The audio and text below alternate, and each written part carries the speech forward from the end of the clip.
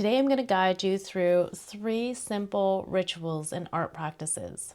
If you've been feeling low energy, scattered, and like your creative spark is fading, I get it.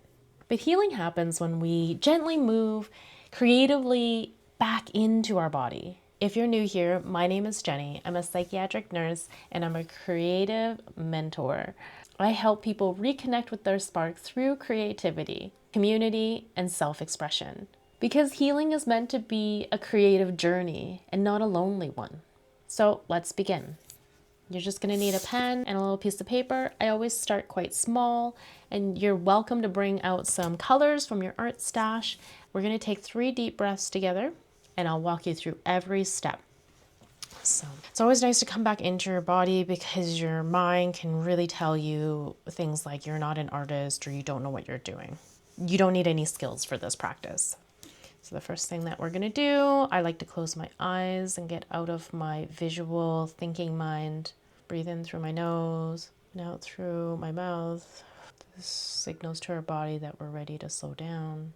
Breathing in a second time, breathing out, tuning into what we're feeling. Breathing in, breathing out.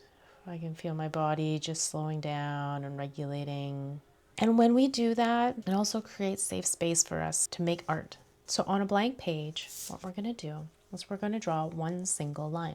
This is going to represent your current energy level. No rules, doesn't matter if it's shaky, flat, straight, you do you. So when we name and we externalize feelings, your prefrontal cortex re-engages with itself. This is the part that's going to bring clarity and calm back into your body. This mark that you've just made is proof that you're doing just that. Even the smallest line can break that mindset. Even the smallest line can start shifting that mindset. Now we've acknowledged the weight. Let's help it move. This is what I've created so far. This was my line. It's like I want to be balanced, and I understand that circles represent a wholeness for me. But let's move on to the next step.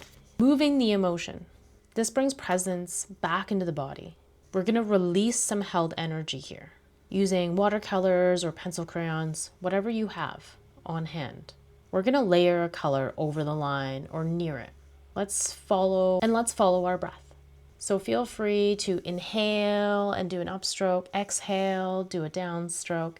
You can do circular motions, whatever feels right for you. The science behind here is rhythmic movements of creativity activates that vagus nerve inside our body. And it lowers cortisol levels by 25%. That's your stress hormone.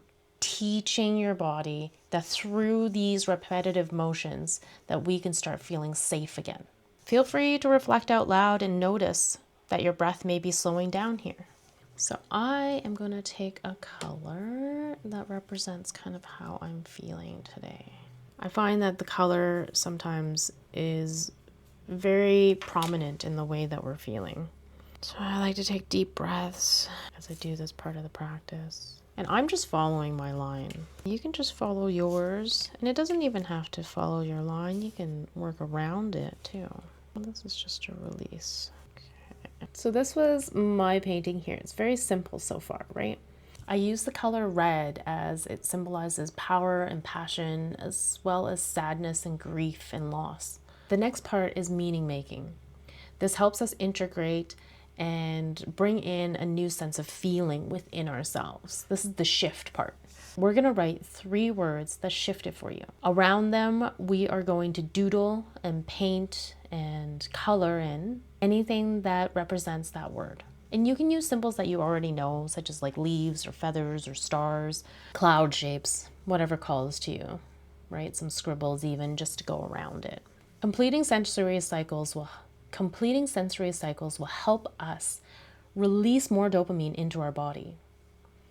That gentle reward that restores our motivation.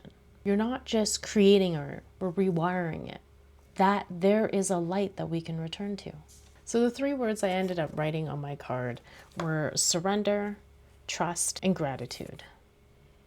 I've been feeling pretty low recently, and I have definitely not felt like I could trust the universe. I felt like it was starting to give me bad news and really test my capacity that I'm trying to hold for others. And I have to surrender to the fact that life just happens and we get bad news and life just keeps giving you twisty turnies and plot twists.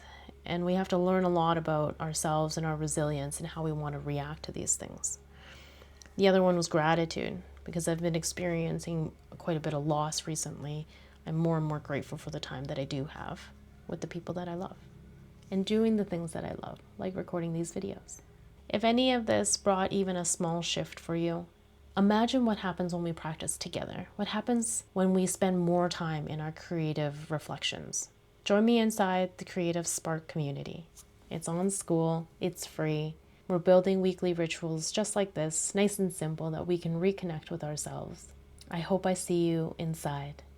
Thank you so much for being here and taking the time to do this practice for yourself. I'm so grateful.